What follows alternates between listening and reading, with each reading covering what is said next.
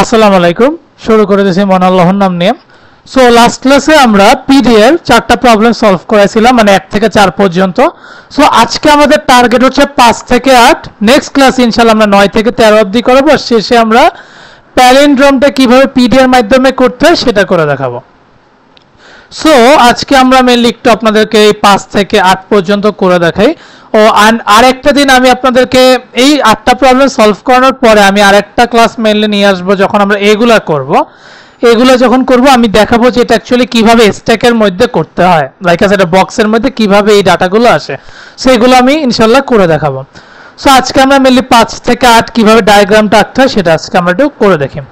So A N B M C 2m d 3n, তার মানে আমাকে বলতেছে যেহেতু এখানে পুশ পপের খেলা আছে, সো আমি দেখবো যে উপরে পাওয়ারটা অ্যাকচুয়ালি কি। সো উপরে পাওয়ার দেখেন a to the power n এর সাথে b to the power 3n মিলতেছে, আর b to the power m এর সাথে c to the power 2m মিলতেছে, হুইচ মিন্স a এর সাথে d কানেক্টেড, b এর সাথে c কানেক্টেড। সো এটাকে এখন আমরা চাইলে কিভাবে করতে পারি। সো আমি বলতে পারি আমি যখন a কে রিড করব তখন আমি চাইলে 3 বার a পুশ করতে পারি, আর আমি যখন d কে রিড করব আমি যখনই a দেখব তখন একটা একটা করে আমি a পপ করতে পারি। তো b এর ক্ষেত্রে b যখন আমি রিড করব তখন আমি 3টা বি পুশ করে দিব, আর যখন আমি সি রিড করব যখন আমি বি পাবো একটা করে বি পপ করব। সো এটা এখন কেমনে করতে হয় সেটা আমরা আসেন দেখে নিই। সো এই যে ডায়াগ্রামটা দেখতে কিছুটা এরকম, মানে এটা হচ্ছে আমাদের বেস্ট স্ট্রিং। সো এখন এটা কেমনে করতে হয়। সো সর্বপ্রথম আমাদেরকে কি করা লাগতে পারে, সর্বপ্রথম ওই যে আমাদেরকে ডলার সাইনটা আর কোনো কিছু রিড এবং কোনো কিছু পপ না করে ডলার সাইনটা পুশ করতে হবে। আফটার দ্যাট আমাদের চিন্তা হচ্ছে এ নিয়ে।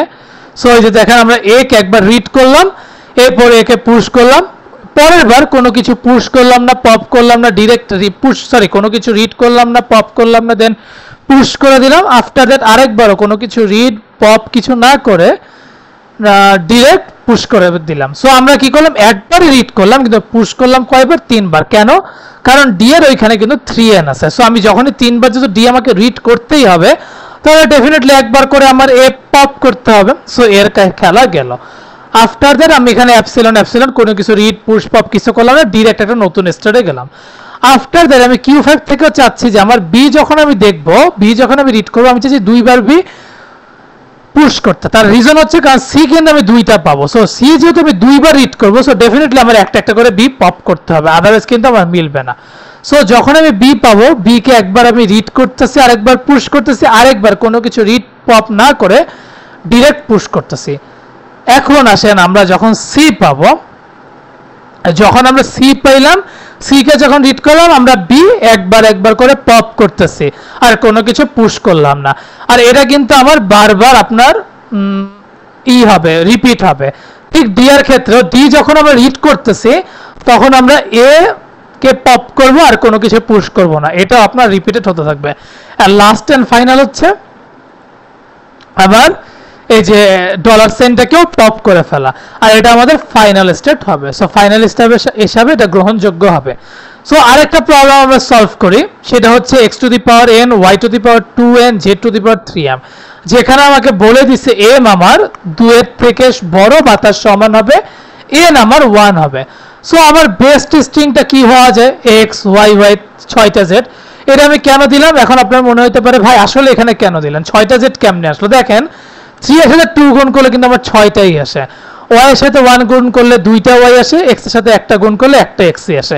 সো এইটা এখন আমরা চাইলে কেমনে করতে পারি, যেহেতু এখানে আমাদের 6টা z কে কিন্তু পপ করতে হবে, মানে z কিন্তু আমরা 6 বার রিড করব কিন্তু একটা একটা করে বাদ দিতে হবে। সো এখন এটা আমি কিভাবে, আগে তো পুশ করতে হবে তারপর না আমার মেইনলি পপ করা সম্ভব হবে। সো এটাকে এখন চাইলে আমরা কি করতে পারি। সো এইটা করার একমাত্র ওয়ে হচ্ছে আমরা এতক্ষণ যাবতীয় যা যা করলাম, সাপোজ এক্সটাকে নাকি ইমাজিন করি, আমরা এক্স কে একবার রিড করব কিন্তু 5 বার পুশ করব। বুঝাইতে পারছি কেন? কারণ আমি যখন 5 বার পুশ করব তাহলে আমি জেড যখন রিড করব অটোমেটিক আমার এটা ঠিক হয়ে যাবে, মানে জেড আমি 5টা জেড জন্য 5টা এক্স অমিট করতে পারবো। ঠিক 2 বার ওয়াই হয়তো বা রিড করব কিন্তু একবারই ওয়াই কে পুশ করব, তাইলে হলো কি, ওই যে 5টা এক্স পুশ করলাম, এখান দিয়ে একটা ওয়াই পুশ করলাম, আমার 6টা জেড কিন্তু পপ করা ইজি হয়ে যাবে। সো আমি ডায়াগ্রামটা এঁকে দেখাই তাহলে আপনি আরো ক্লিয়ারলি বুঝতে পারবেন। সো সবার আগে আমি ডলার সাইনটাকে পুশ করলাম, এরপর দেখেন এই যে এক্স কে আমি একবারই রিড করছি, এক্স কে আমি এ কেন ধরে নিলাম, কারণ এই কারণে ধরে নিলাম কারণ দেখেন আমি জেড যখন এ দেখবে, মানে জেড যখন রিড হবে, ও যখনই এ দেখবে তখনই কিন্তু পপ করতে থাকবে। সো দেখেন আমি এই যে একবার করে করে এক্স করলাম, এ কে মানে এ কে আমি দেখেন কয়বার পপ পুশ করলাম, 1 2 3 4 5 করলাম। এরপর আমি আরেকটা স্টেটে গেলাম যেখানে আমার কোনো কিছু রিড পুশ পপ কিছু হয় না। এরপর দেখেন ওয়াই কে আমি একবার রিড করতে চাইতেছি, একবারই পুশ করতে চাইতেছি, সরি আরেকবার শুধুমাত্র রিড করব কিন্তু অন্য কিছু করব না, লাইক দিস। দেখেন ওয়াইও যখন আমি পাইলাম, ওয়াই কে যখন রিড করলাম আমি কোনো কিছু পপ করলাম না কিন্তু পুশ করলাম। পুশ করে আমি যখন আবার রিভার্সে গেলাম, রিভার্সে আমি ওয়াই কে শুধুমাত্র কি করছি, রিড করছি কিন্তু কোনো কিছু পপ বা পুশ করি নাই। এই তো গেল আমার পুশের খেলা। এখন আসেন পপের জন্য। সো পপ কি হবে, আমি সাপোজ এখানে কোনো কিছু টানলাম না। এখন দেখেন আমার যখন আমি জেড পাইতেছি তখন আমার এ কে পপ করা লাগতেছে আর কোনো কিছু পুশ করতেছি না। এটা আমার রিভার্স হচ্ছে, মানে সরি এটা আমার লুপ ঘুরতেছে, কারণ এটা আমার যতবার এ পাবো আমি ততবারই ঘুরাইতে থাকবো, কারণ জেড কিন্তু 6টা আছে। সো লুপ আমার আসতেই পারে। সো লাস্ট এন্ড ফাইনাল আমি এখানে আপনার ই করে দিলাম, ওই ডলার সাইনটা পপ করে দিলাম, আর এটা আমার ফাইনাল স্টেট হবে। সো আরো দুটো প্রবলেম আছে আজকের জন্য। সো একটা হচ্ছে 0m 1 3 to the power m 2 2 to the power 2m। এখন এটা আপনাদের কনফিউজ লাগতে পারে। সো এখানে আমি দেখতে পারি যেখানে আমার 0 আছে আর 2 আছে। সো আমি দেখবো 0 কে আমি একবারে রিড করতে পারবো, 1 আমার 3টা আসতে পারে, 2 আমার 2টা আসবে, কিছুটা এরকম। সো আমি এটা কাজ করতে পারি, 0 আর 1 একবার করে রিড করব আর একবার করে পুশ করব, আর এই দুইটা 1 শুধু রিড করে যাব। আর 2 যখন পাবো তখন 0 আর 1 যে ভ্যালুটা আসবে ওটাকে আমরা পপ করে দিব। সো এটা কেমনে করতে হয়, সো সবার আগে ডলার সাইন দেন, দেন এই যে 0 যখন পাইলেন আপনি এক্স দিলেন। কেন এক্স দিলেন, তার একটাই রিজন হচ্ছে এই যে এক্সটা দিলেন এটাকে আমরা ধরে নিছি, কারণ 1 এ যখন দেখবে তখনও কিন্তু এক্স ই চিহ্নিত করবে, কারণ আমরা যখন 2 রিড করব আমরা কিন্তু এক্স কে পপ করতে থাকবো। সো 1 যখন দেখবেন এই যে 1 আসলো, এই যে এরকম করে 1 আসলো, 1 একবারে রিড করলাম, 1 রিড করে এক্স কে পুশ করলাম, আর বাকিবার শুধু রিড করলাম। আর এখানে Q3 থেকে Q6 কোনো কিছু রিড পুশ পপ কিছু করলাম না। এখন দেখেন যখন আমি 2 পাবো, যখন আমি 2 পেলাম, 2 কে আমি রিড করলাম, এক্স কে আমি পপ করে দিলাম, আর এপসাইলন, আর লুপ ঘুরতে থাকলো। আর এট দ্য লাস্ট আমরা কি করলাম, এপসাইলন ডলার সাইন আর এপসাইলন। এটাই হচ্ছে আমার এই ডিজাইনটার কোশ্চেন সলভ। সো আপনারা যদি না বুঝতে পারেন ডেফিনেটলি কমেন্ট বক্সে জানাবেন, কারণ আমি কিন্তু এইটা প্রুফের জন্য একটা ক্লাস হয়তোবা রাখবো, কারণ রাখা উচিত বলে আমি মনে করি, কারণ নইলে আপনারা বুঝতে নাও পারেন। সো আমি অবভিয়াসলি আপনাদেরকে বুঝে দেখাবো, সো ডোন্ট ওয়ারি। আর যদি বুঝে ফেলেন তাহলে তো কোনো সমস্যা নেই। সো এই অনুযায়ী করলাম। সো আজকের ক্লাসের জন্য লাস্ট প্রবলেম সেটা হচ্ছে এইটা। সো এইটা আর প্রথম প্রবলেমটা অনেকটাই সিমিলার। সো তাও আমি এটা আপনাদেরকে করে দিই, আমি হয়তো হোমওয়ার্ক দিতে পারতাম কিন্তু আমি তাও একটু করে দিই। 0m আর 3 4m সেম। সো আমি 0 কে একবার রিড করব কিন্তু আমার 4 বার 0 কে পুশ করতে হবে। 1 এর ক্ষেত্রে সেম, আমি 1 কে একবারই পড়ব কিন্তু আমার 3 বার 1 কে পুশ করতে হবে। তাহলে আমি 2 যখন দেখব, 2 রিড করলে আমি 1 একবার করে করে পপ করব, 0 যখন দেখব তো সরি 3 যখন রিড করব তখন 0 একবার করে করে পপ করব।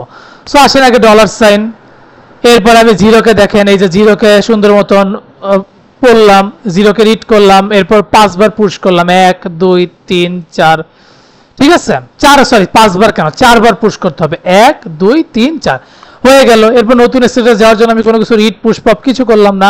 এখন আসেন 1 এর জন্য। সো 1 আমি 3 বার করলাম, 1 2 3 একবার রিড করলাম আর 3 বার পুশ করলাম। এখন আসেন যখন আমি 2 পাবো, 2 কে রিড করব, 1 একবার করে করে পপ হবে, লাইক দিস। 2 যখন রিড করলাম 1 একবার করে করে পপ হইলো, এরপর এপসাইলন আসলো, আর এটা রিভার্স মানে এটা লুপ হইতেই থাকবে।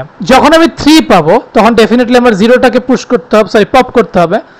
সো এই যে 0টাকে পপ করলাম আর এটাও আপনার লুপ ঘুরতে থাকবে, এন্ড এট দ্য লাস্ট আমার এই ডিজাইনটা হবে। সো এই 4টা প্রবলেম আমরা আজকে সলভ করে দেখাইলাম। সো এই 4টা প্রবলেমও আমাদের সুন্দর মতো সলভ হয়ে গেল। নেক্সট ক্লাসে আমরা 9 10 11 12 13 এই 5টা প্রবলেম সলভ করব, আর আমি প্যালিন্ড্রোমটাকে একদমই আলাদাভাবে রাখতে চাইতেছি।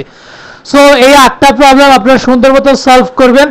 আমি বলবো যে আপনারা স্টেক এটা হচ্ছে কিনা এটা একটু নিজেও ট্রাই করে দেখেন, আর যদি একান্তই না পারেন আমাকে একটু কমেন্ট বক্সে জানাই দিবেন, তাহলে আমি ডেফিনেটলি এই ভিডিওটা করার আগ্রহ প্রকাশ করব।